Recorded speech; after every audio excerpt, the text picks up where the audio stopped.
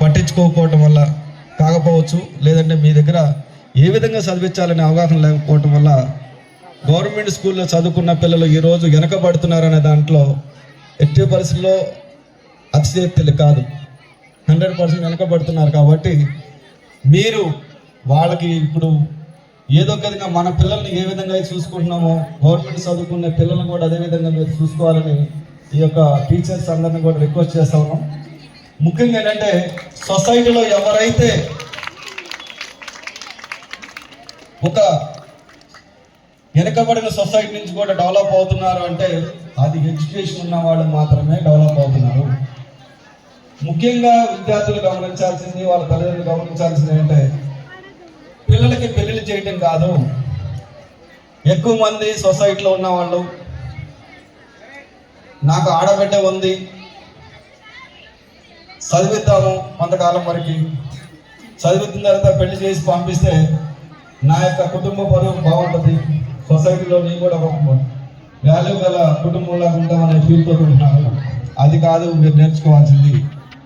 ఆడపిల్లల కంటే మీకు మగ పిల్లల కంటే మీ ఆడపిల్లని కానీ చదివిస్తే ఫ్యూచర్లో మీకు అండగా ఉండటమే కాకుండా ఫైనాన్షియల్ ఎర్నింగ్ కానీ ఉంటే ఆ చేసుకున్నవాడు ఇప్పుడున్న సొసైటీలో భార్యాభర్తల పంచాయతీలు ఏ విధంగా అవుతున్నాయో మీరు అందరూ గమనిస్తూ ఉన్నారు.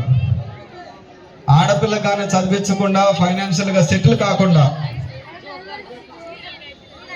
ఆడపిల్లకి చదివించకుండా ఫైనాన్షియల్గా సెటిల్ కాకుండా మీరు కానీ మ్యారేజ్ కానీ చేస్తే ఆ చేసుకున్నవాడు వదిలేయచ్చు, వాడంటే ఇష్టం లేకపోతే ఈమె వదిలి రావచ్చు.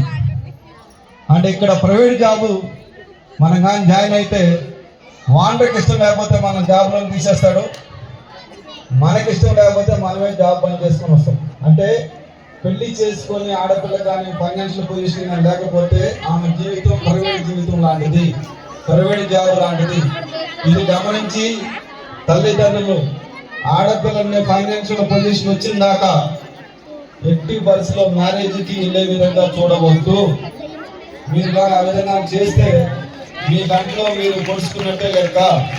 దీన్ని మేము రోజు, నేను నల్గొండ టౌన్లో 2 సంవత్సరాలు ఉమెన్ పోలీస్ స్టేషన్ పనిచేసిన, ఆ పని చేసిన క్రమంలో 2 years చేసిన క్రమంలో నేను గమనించిన సిచ్యువేషను ఇదే గమనించిన. కాబట్టి మీ తల్లిదండ్రులందరికీ ఆడపిల్లలు మేము చదువుకుంటాము డాడీ అని మీరు కానీ వాళ్ళకి కానీ భరోసా కానీ ఇచ్చినట్లయితే మీకు 100% మంచి ఎడ్యుకేషన్ ఇచ్చి చదివి సెటిల్ అయ్యే వరకు మీకు సపోర్ట్ చేస్తారు మీ పేరెంట్స్.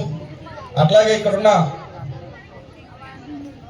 తల్లిదండ్రులందరికీ పోలీసు నుంచి ఒకే విజ్ఞప్తి, పోలీసు చేయాల్సిన పనులు సొసైటీలో ఉన్న ప్రజల యొక్క ప్రాణాలు కాపాడటం కానీ, లేదా వాళ్ళు సంపాదించుకున్న ధనాన్ని కాపాడటం కానీ, లేదా సొసైటీలో ఆడపిల్లల మీద అఘాయిత్యాలు జరగకుండా కాపాడటం కానీ పోలీసు యొక్క ప్రథమ కర్తవ్యం. ఈ 3 ఉద్యోగాలు మేము చేయడంలో భాగంగా ఫస్ట్ మా వాళ్ళందరూ కూడా మీకు అవేర్నెస్ కల్పించడం